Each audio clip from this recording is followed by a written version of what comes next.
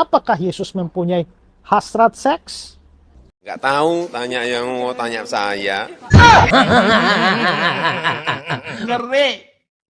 Abu Ali, seorang muslim, menyatakan bahwa 100% hakikat manusia itu berarti semua yang ada dan menjadi ciri manusia, baik itu lapar, haus, capek, takut, dan lain-lain, termasuk hasrat seks itu, harusnya ada juga pada diri Yesus Kristus jika dia benar-benar 100% manusia.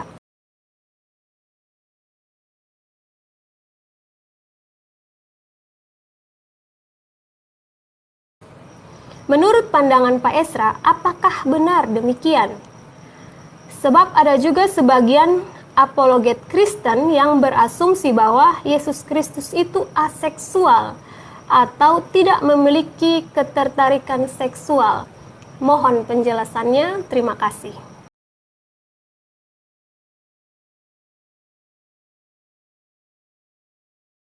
Alkitab berbicara bahwa Yesus itu menjadi manusia sama seperti kita. Sehingga apa yang dialami oleh kita itu jugalah yang dia alami. Kalau Yesus lapar, kalau kita lapar, Yesus juga bisa lapar karena dia manusia. Kita haus, dia haus. Kita capek, dia capek.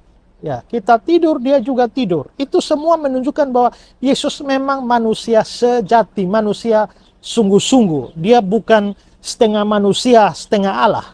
Kita percaya Yesus adalah 100% manusia, 100% Allah. Allah sejati, manusia sejati. Ya, tapi sebagai manusia dia betul-betul adalah manusia. Perbedaan dia dengan kita hanyalah pada masalah dosa, di mana dia suci, tidak berbuat dosa sama sekali, satu dosa pun tidak. Karena itu semua gejala yang dialami oleh manusia, apabila itu tidak mempunyai kaitan dengan dosa, maka itu dialami oleh Kristus. Maka pertanyaan saudara adalah, apakah Yesus mempunyai hasrat seks? Pertanyaan kita adalah bahwa apakah hasrat seks itu adalah bagian dari kemanusiaan? Dan apakah itu dosa?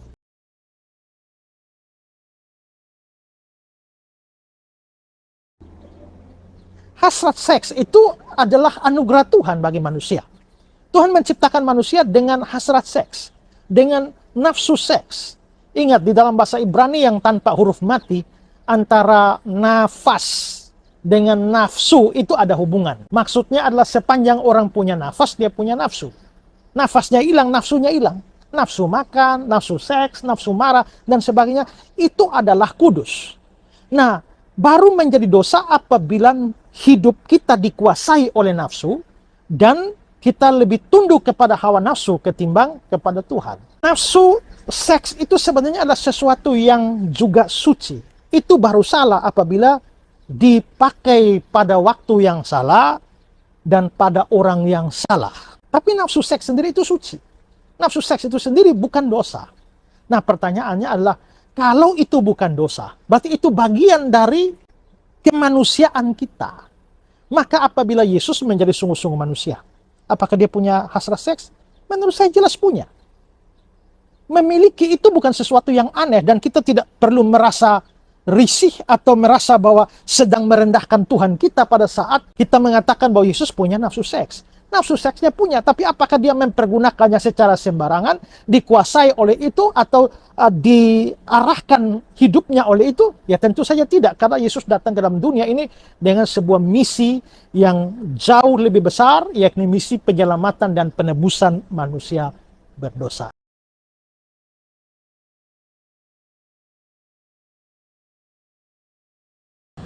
Saya Pendeta Henry Tandianta mau menjawab pertanyaan saudara-saudaraku umat muslim ya, tentu kita bingkainya Indonesia Pancasila.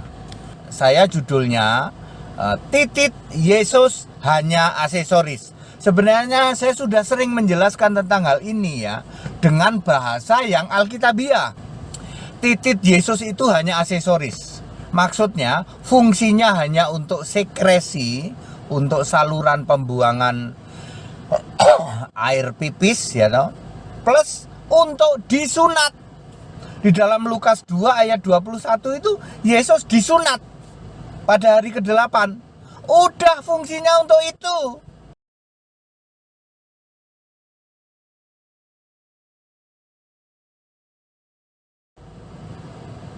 Ya, lalu saya akan jelaskan ini pakai bahasa yang levelnya bisa kamu pahami para mu'alaf.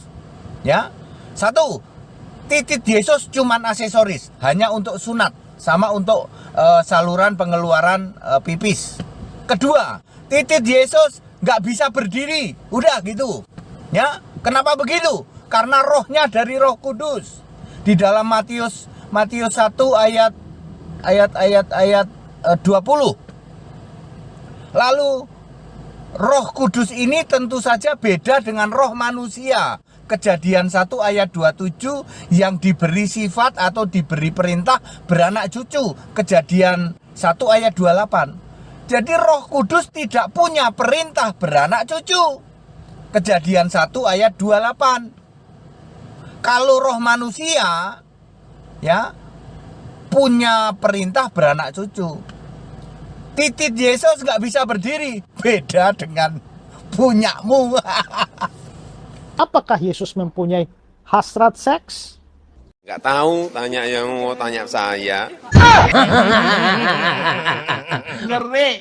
Jadi bagi saya no problem. Ya, Yesus punya hasrat seks? Yes. Tapi dalam kepemilikan hasrat seks itu pun dia tetap adalah seorang yang suci, seorang yang kudus, yang tanpa dosa sama sekali. Makanya dia layak menjadi juru selamat.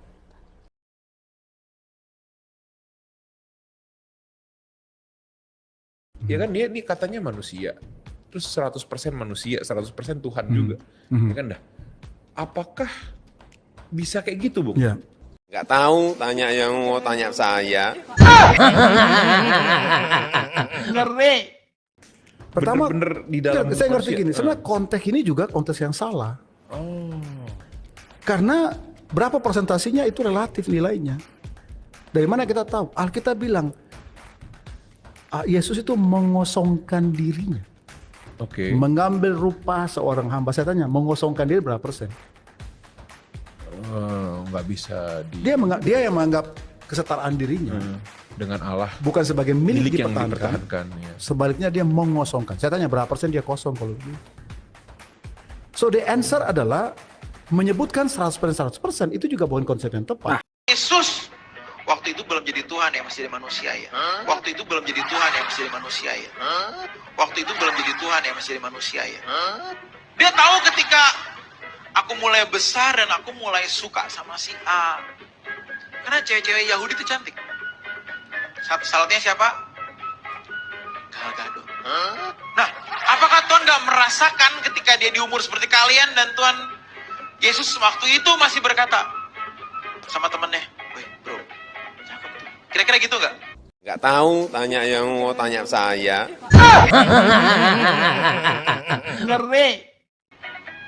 Belum tentu ya, belum tentu ya. Tapi dia tahu mana yang cantik, mana yang kurang. Mana yang cantik, mana yang kurang.